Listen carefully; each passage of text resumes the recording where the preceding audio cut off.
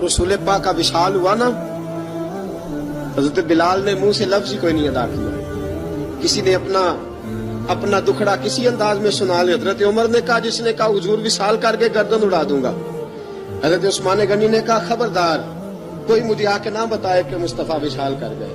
حضرت علی المرتضیٰ رضی اللہ تعالیٰ عنہ نے فرمایا، نہ بھائی میرے مصطفیٰ پر تو موت آتی ہی نہیں جس طرح آپ لوگوں پہ. سب لوگوں نے اپنے اپنے اظہار کر لیے نا، بلال نے کسی کو دکھ بتایا ہی نہیں. ایک کونے میں بیٹھ کے نا حضرت بلال اکیلے آنسو بہاتے رہے، کسی کو بتایا ہی نہیں، اکیلے روئے. ایک شخص کہنے لگا، یار بلال بولتا نہیں. کہا نہ بلاؤ اسے.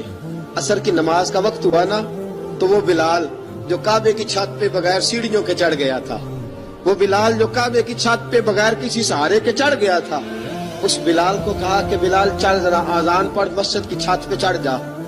حضرت بلال کئی بار چڑھے اور کئی بار گرے، کئی بار چڑھے اور کئی بار گرے. حضرت بلال حبشی رضی اللہ تعالیٰ نے آواز دی، کہا سلمان میری مدد کرنا، میری مدد کرنا. اب مجھ سے چڑھا نہیں جاتا، اب مجھ سے جایا نہیں جاتا. جناب سلمان فارسی نے بھی سوال نہیں پوچھا کہ بلال تو بیمار ہے، یہ نہیں پوچھا. حضرت بلال کو 2-4 صحابہ نے اٹھایا، چھت پہ پہنچایا. بلال نے اذان شروع کی. جب کہا نا اللہ اکبر اللہ اکبر، وہ آواز جس میں بڑا سوز ہوتا تھا، بڑی درد، بڑی بلندی ہوتی تھی، بڑا جوش خروش ہوتا تھا، آج وہ آواز دب گئی. جب بلال نے کہا نا اشہد ان لا الہ الا اللہ، حضرت بلال رضی اللہ تعالیٰ عنہ نے تھوڑی دیر روک کے سانس لیا. جب کہا نا اشہد ان محمد رسول اللہ، جو سارے چپ کھڑے تھے نا ان میں سے ایک بابا رو پڑا، جس کا نام ابو بکر صدیق تھا. جب حضرت ابو بکر صدیق کی آنکھ میں آنسو آیا تو حضرت بلال چھت کے اوپر زمین پہ گرے، زمین پہ گرے اور کہا ابو بکر یہ ڈیوٹی کسی اور کی لگا دے، یہ ڈیوٹی کسی اور کی لگا دے. اب میری روح اجازت نہیں دیتی، مصطفیٰ کریم کے بعد مجھ سے اذان نہیں پڑھی جائے گی. آپ نے واقعہ سن رکھا ہے کہ ایک بار صحابہ نے بلایا، دوبارہ آئے، حضور خواب میں ملے. کہا بلال تو آتا کیوں نہیں؟ بلال چھوڑ کے چلے گئے تھے. فرمایا اب میرا یہاں دل نہیں لگتا.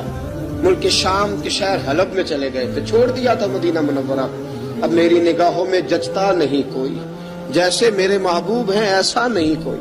حضور خواب میں ملے، آئے مدینے. حضرت بلال آخری بار، لوگوں نے کہا اذان پڑھو.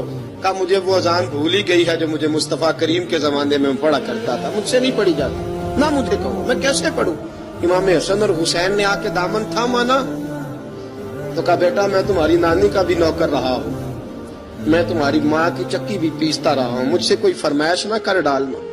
میں نے نوکری کی ہے اور مجھے اگر اللہ نے توفیق دی تو میں تمہارے بچوں کے پیر بھی دھویا کروں گا. لیکن امام حسن رضی اللہ تعالیٰ عنہ نے فرمایا بلال ایک بار تو اذان سنانی پڑے گی. سنا